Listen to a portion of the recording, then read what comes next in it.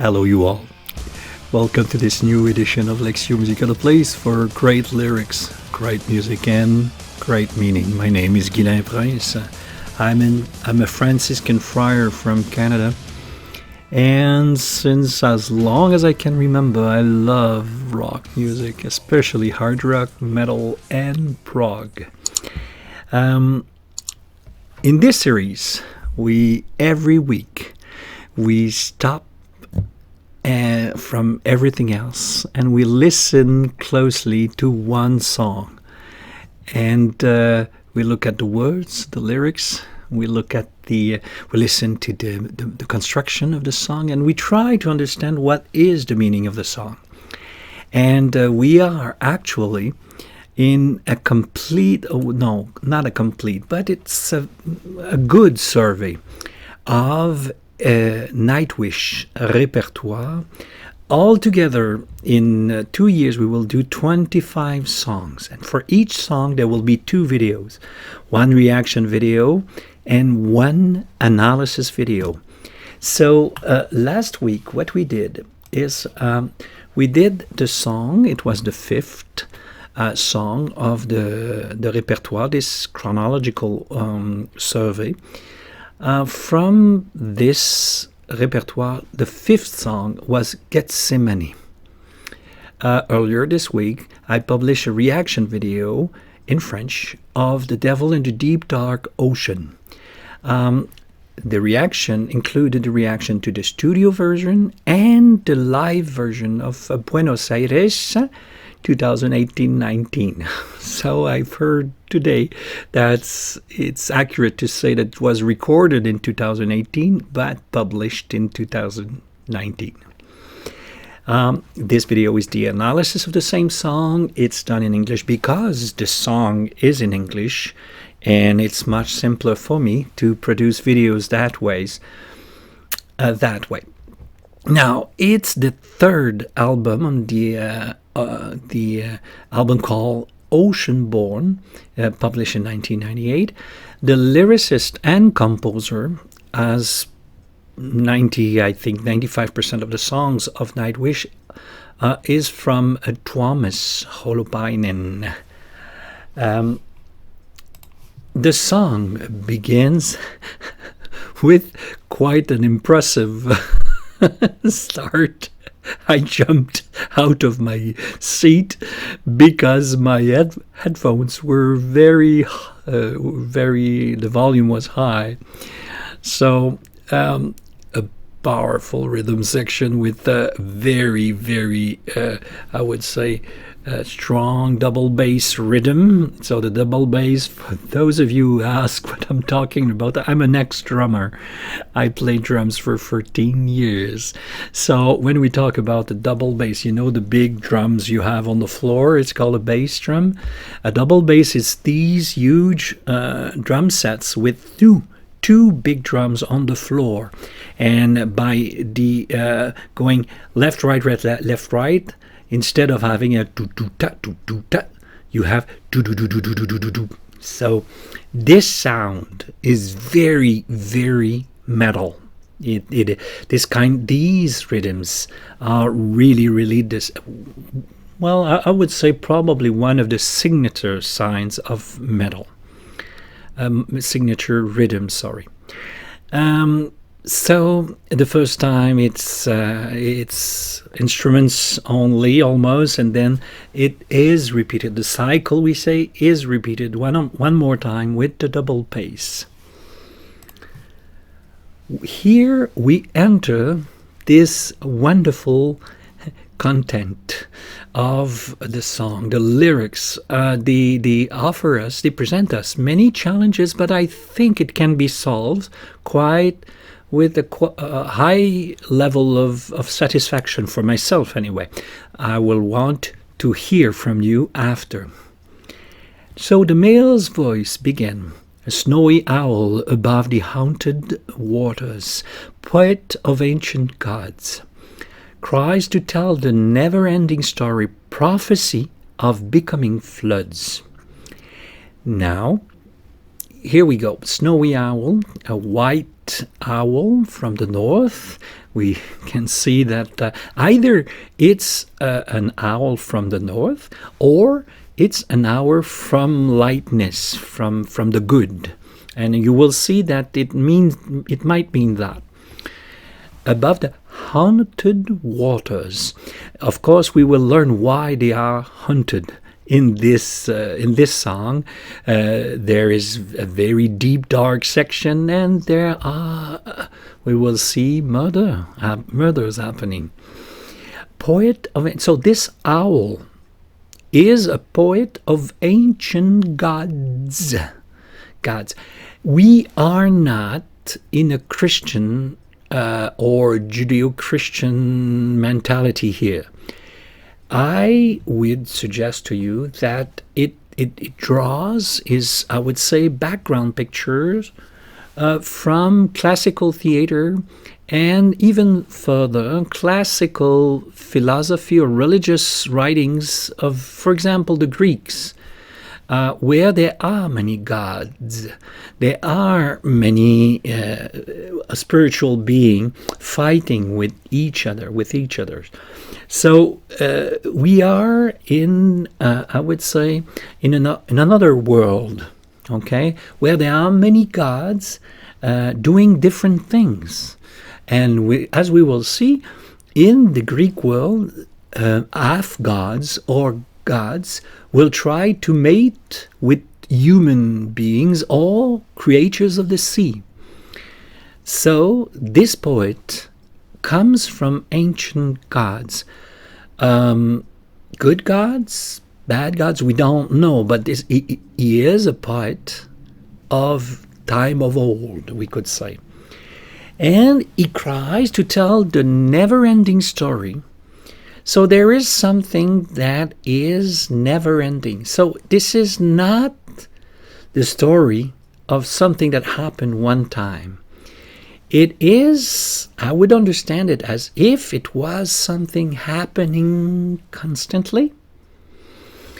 Prophecy of becoming floods. So there will be floods of water. Usually it's implied by the word floods. We will see it might have a different meaning here of floods coming. Okay, so the owl will tell us stories that are repeated through times, or one story repeated through time, but it will explain for us becoming floods. The woman's voice. An aura of mystery surrounds her, the lady in brightest white. Soon the incarnate shall be born, the creator of the night. Here is interesting that we have a male's voice and a female's voice, but to me these paragraphs are the words of a narrator and not a character. So probably there is, I would say, an effect, stylish effect, that already installing these two voices in the story, but I don't see the text as being said by someone else. It's just that there is an aura of mystery surrounding the lady in brightest white. So there's a lady, there's nobility, maybe nobility of the heart, or maybe nobility of a kingdom, I don't know, in the brightest white. Usually, especially in biblical symbolism, the white is not only purity. The white is also the light in contrast with the darkness. You see, white night. I would suggest that it is the white in contrast with the darkness. So the good lady, a good lady. Soon the incarnate shall be born. So probably if you come from a Christian environment, you will say, oh, the Son of God, Jesus is the incarnation. And says, no, the story is about the creator of the night. Oh, So the creator of the night, we will know what it means, the creator and the night here. Darkness, night, the night, but not in the positive way here. Next paragraph. Here we have what we call an inter. This is a musical section of 2 cycles. It reproduces pretty much the introduction. It brings a small relief in terms of the content of the song, and we are right away plunge into the second section, or the third paragraph. Deep dark is His Majesty's kingdom, a portent of tomorrow's world. There shall the liquid give him power, the red eye, unborn Lord. Now, it is a kingdom of His Majesty, but the Majesty is unborn. So he will be there, the dominant figure, deep dark. So his kingdom is deep dark. Okay, and again, probably darkness from moral or spiritual understanding here. A portent of tomorrow's world. So tomorrow the world will be dark as well. But because he is from the dark, it's already it already give you a hint of what the world will become. So this is from the deep dark that darkness will go into the world. There shall the liquid give him power. This environment, the deep dark liquid of the sea, will give him power. We don't know. It's probably over the floods, over the waters. That's how I would understand. As we will see, I don't think they talk about real water here, but it makes sense that from a lord having a kingdom in deep waters can control water and can control floods, can control how the water will spread, both in the seas but on the earth as well. Now the woman's voice come back.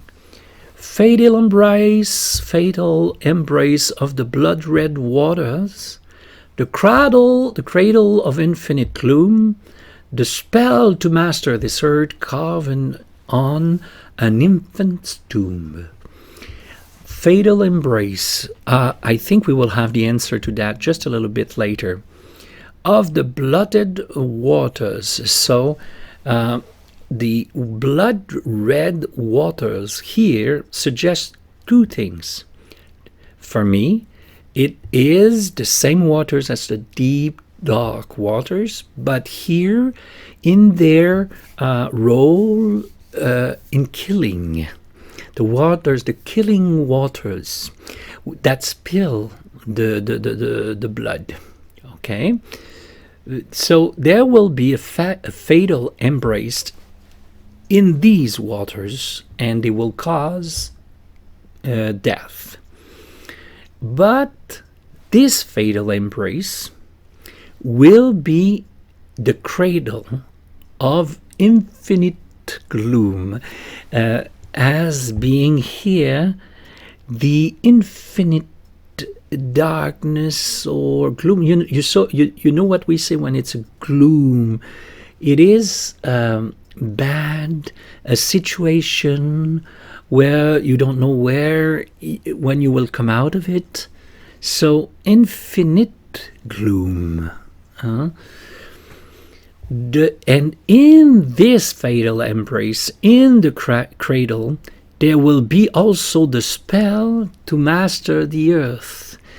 So probably the spell of mastering water and to master, as a consequence, the earth. here the spell or the cradle, I don't know if it's all of this is carven on an infant tomb.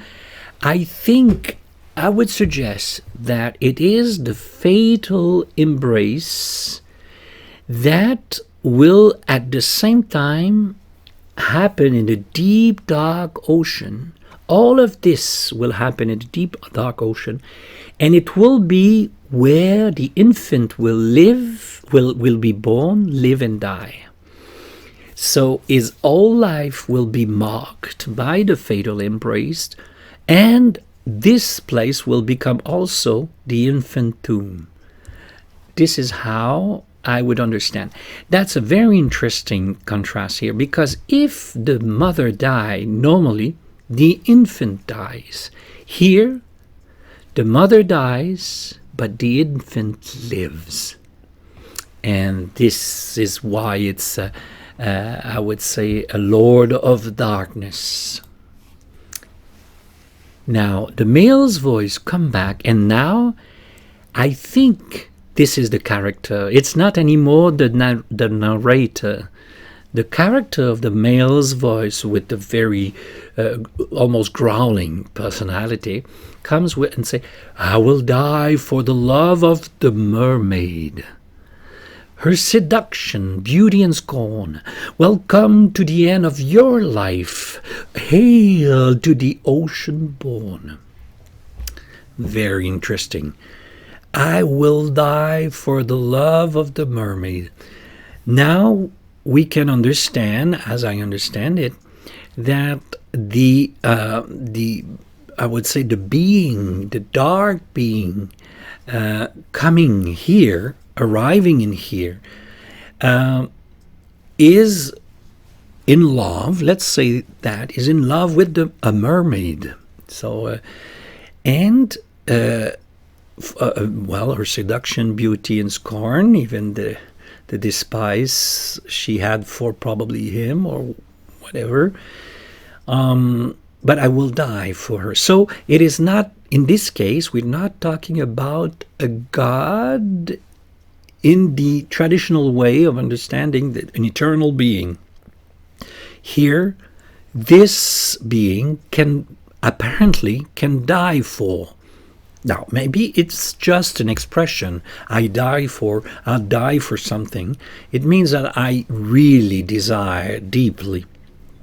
But we have to assume that the evil being here will die in this situation, and the mermaid will die, and from this, the death of the parents will be the birth of the ocean-born, the ocean-born. Now, who is this ocean-born?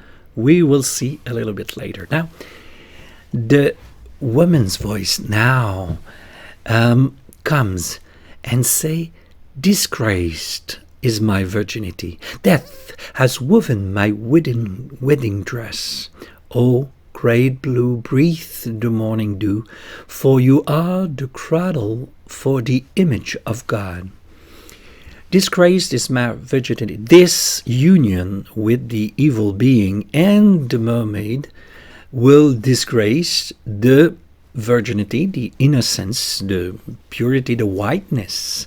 And I think that death has woven my wedding dress is an echo of this. Oh, great blue. So there's some kind of, I would say, she addresses to the great blue, the sea, as if it was a character. Maybe it's one of the gods. The great blue does not seem to be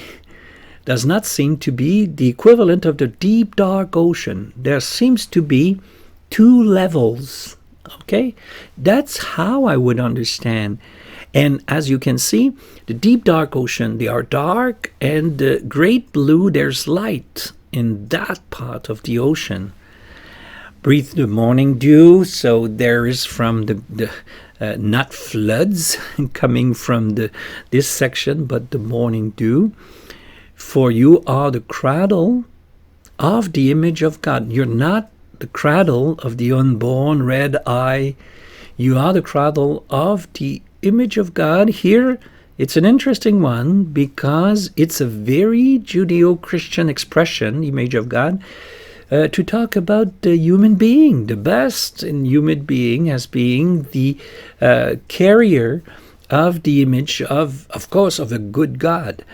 I would suggest to you that the great blue personified here is a good God, and that there is an incarnate, as there is one for the deep dark ocean, there will be some kind of incarnate good image of God, which to me seems to point towards humanity, the good part of humanity. So this brings to my this sentence here brought to my attention that maybe the red eye on board child Lord might be another part of humanity. So we're taught, maybe I thought of that, I don't know if you agree with that, but maybe it's about good and bad inside humanity. What do you think? Do you think it makes sense?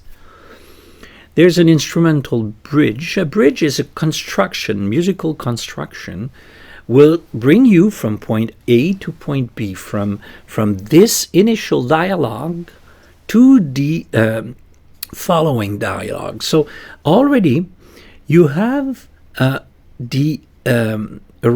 their strings. They will arrive, they will be built, very light string orchestral strings will be built over a very strong rhythm section. And I wonder here if the words of the mermaid, the white mermaid, are not a sign or an opening for hope in that very gloomy, dark picture we had from the first verses. Anyways, it sounds to me like a little bit of a hope, musically anyways, a bit of lightness in something very dark. And I'm telling you, the rhythm is very, very dark, very heavy, and so on. Now begins the dialogue between the male and the female. Brave now, that's a way to address to the mermaid. It's, you are brave, brave now. Long rest is sweet with me here in the deep. So now a long rest will be sweet with me here in the deep. So this male will go towards the deep. Okay? I prayed for pleasure, wished for love, prayed for your, and she cannot finish the sentence, never pray for me. So what happens here? It is suggested very clearly that the male voice is an redemption is not possible. He cannot turn away from evil. He cannot turn away. So I suggest to you, probably you already understood that the male is the devil. It's a devil. I don't think he is the Christian devil. It's more like, let's hear the story about the devil and the deep dark ocean. It's this one, we're talking about. I don't think it's the devil, because right from the beginning, the prophet of ancient gods puts us already in a totally new environment. This is a new environment. This is not a Christian environment. So a devil can die. A devil can end his life bringing with him a mermaid and give birth to a very evil person. Okay, that's how I would understand it. So the devil would be the one bringing the mermaid to her death. Who the hell are you for me? But a mortal dream to see. Mortal dream is here. It's not something that she dreams about. No, she dreamt of something else. But this situation feels like a bad dream, but it will cause her death, mortal dream, and this is unfolding in front of her to see. So, and who the hell? For me, this familiar expression here suggests, of course, that the male voice is the devil, is a devil, like I said.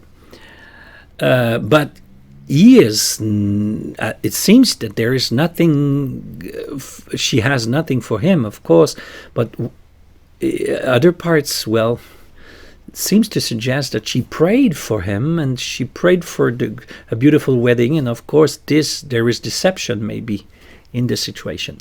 This word, this expression, this apathetic life must drown forever just for me.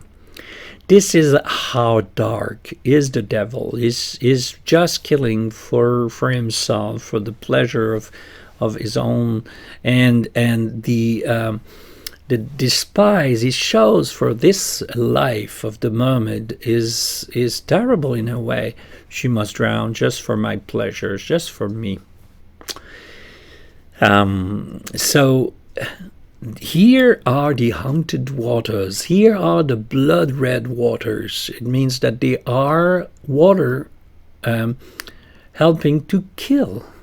They have a part in the killing process here of darkness winning against evil. Darkness against light, evil against good. Of course, trapped in there, the female react, leave me be, leave me be, leave me be. I want to live, I want to live, I want to live. I can't. She will be drawn. There's an instrumental bridge. There seems to be a fight. There's light and there's darkness. And listen to it, and it suggests a fight. Now, the next, we will call it the devil. The male's voice says on the cradle of the now born red-eye Lord. From cradle to coffin shall my wickedness be your passion. So this is a kind of, we say, not a wish, but it's a sentence pronounced at a birth, like ale the ocean born, and from cradle to coffin, my wickedness shall be your passion. So the red-eye, now born Lord will be inhabited with wickedness, the wickedness of the Father. Now there is a section that I call the epilogue, because I think that the birth of the red-eye Lord is the conclusion of the story. This would be the epilogue then. It will be what we say after the story has ended. And what it says is, we shall come to set the dolphin free. We shall wash the darkened blood-red sea. Our songs will echo over the mountains and seas. The eternity will begin once again in peace. That's very interesting, because it's a complete turn of event, or as if the author saw that it was very dark. Now let's add something that will bring a little bit of hope in the story. We shall come to set the dolphin free. Did you see that? The mermaid has been trapped and drowned. So there's captivity in that. Here, the dolphins, they are free. So there's freedom in that world. We shall wash the darkened blood-red sea. We will save the sea from the bad things that happen in there. So we will be able to repair or to wash away, to wash. And our songs will echo over the mountains and sea. Remember that the king or the Lord from the deep dark ocean will send floods. Here, the seas and the mountains are there. So does that mean that the floods are away now? Does it mean that the victory has been completed against the red-eyed Lord? But anyways, the sea, the songs will echo on the sea like the owl at the beginning of the song. The owl flying over the sea.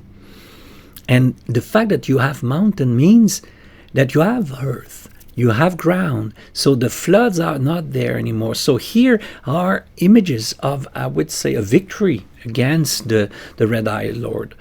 And the eternity will begin once again in peace. So peace will be back, and eternity is on this side and not on the other side. I told you that there was mention of the Father to die and of cradle to coffin for the red-eyed Lord. So the dark characters seems to have a limit in time. Not here. The seas, the mountains, and eternity, they are on the side of something that will last. Now, the very surprising extra, so the final measures of the songs are extremely short.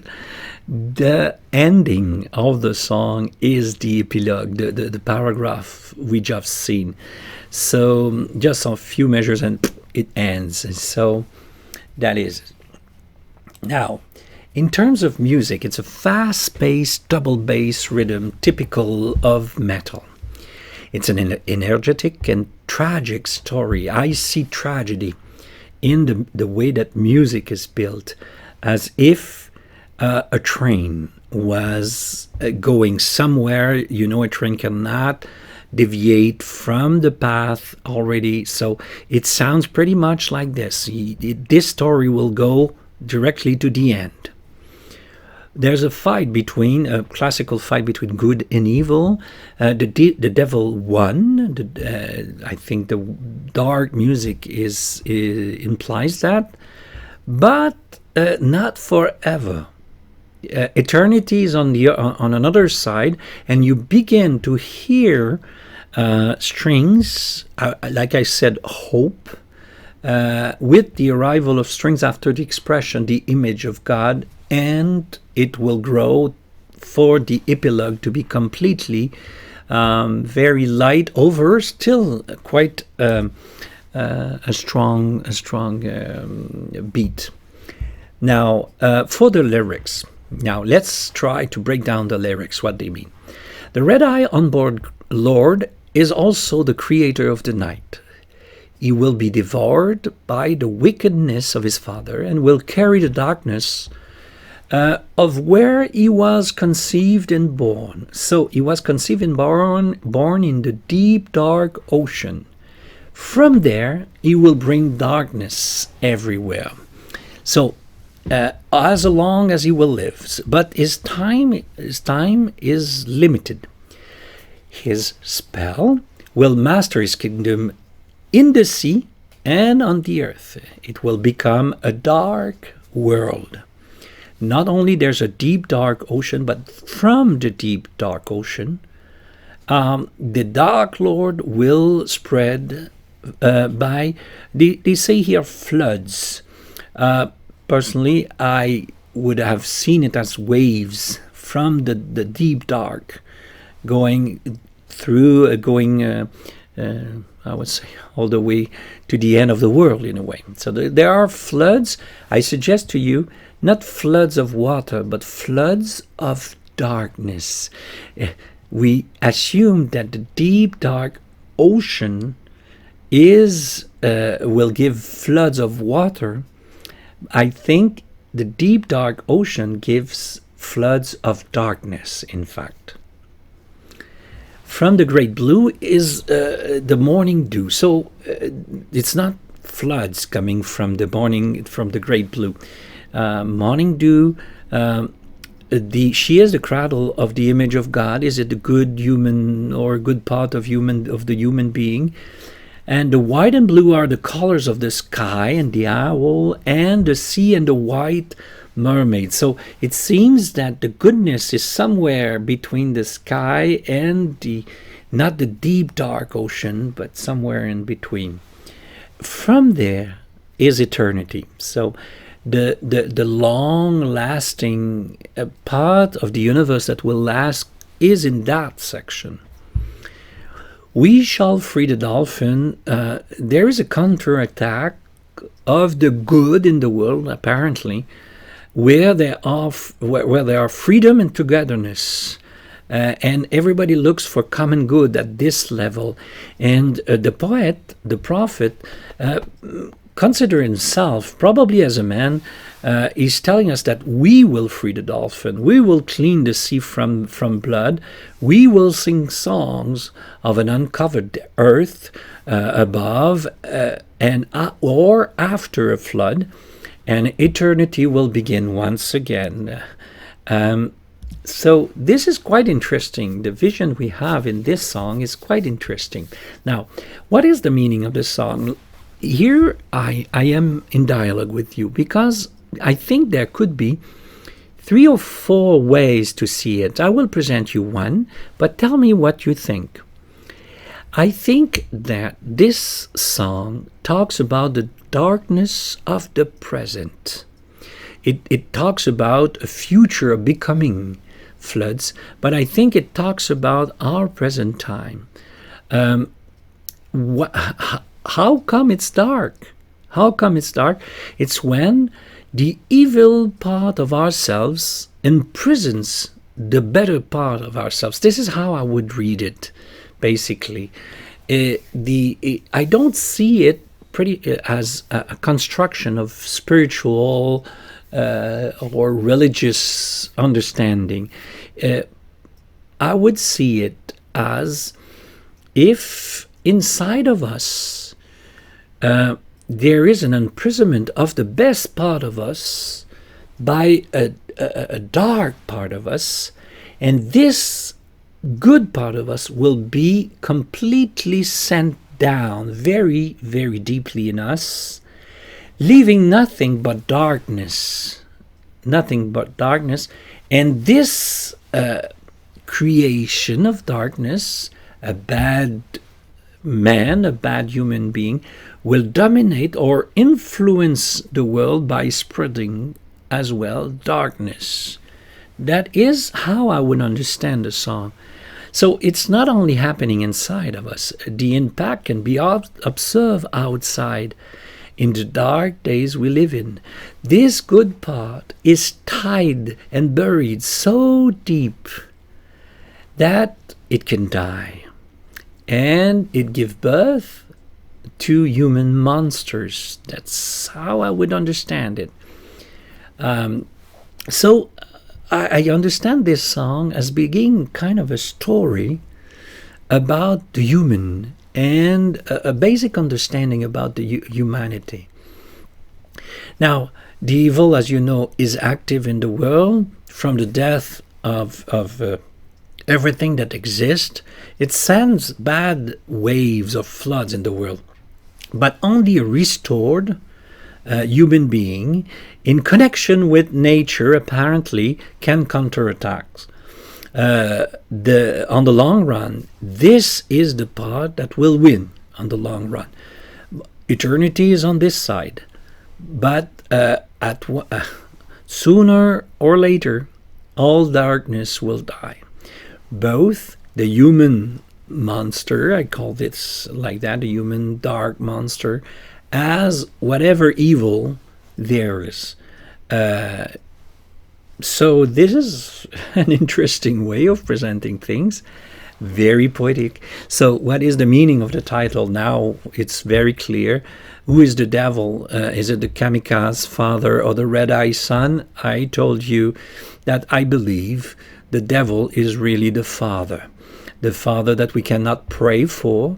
So there's no redemption possible for the father. The devil and the deep dark ocean is the location of everything that happens in that story: the wedding, the conception, the death of the parents, the birth. And from there, the Dark Lord will send evil floods that will bring darkness on the earth. So this is the location. So the devil brought or killed whiteness, innocence, represented here by the mermaid, by bringing the creature into the very deep darkness of the ocean, the place perfect for the unborn red-eye Lord. Now, this is it. I hope you liked it. I loved the song, and I loved the analysis of that song. Next week, we will do the 7th song, Sleeping Sun, also from Oceanborn.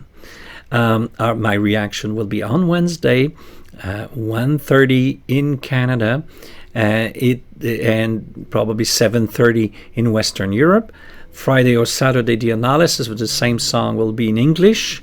You can, don't forget to subscribe. If you want to be notified, just push the little bell just beside of it, and then you will know as soon as a new video comes out. You will have the notification in your YouTube account, and sometimes in your email if you wish. This is it, folk. It has been a great week with a beautiful song. Next week, it will be the last song from Oceanborn, so we will change. It will be another album. So next week is the last one for Oceanborn. I hope you enjoyed it.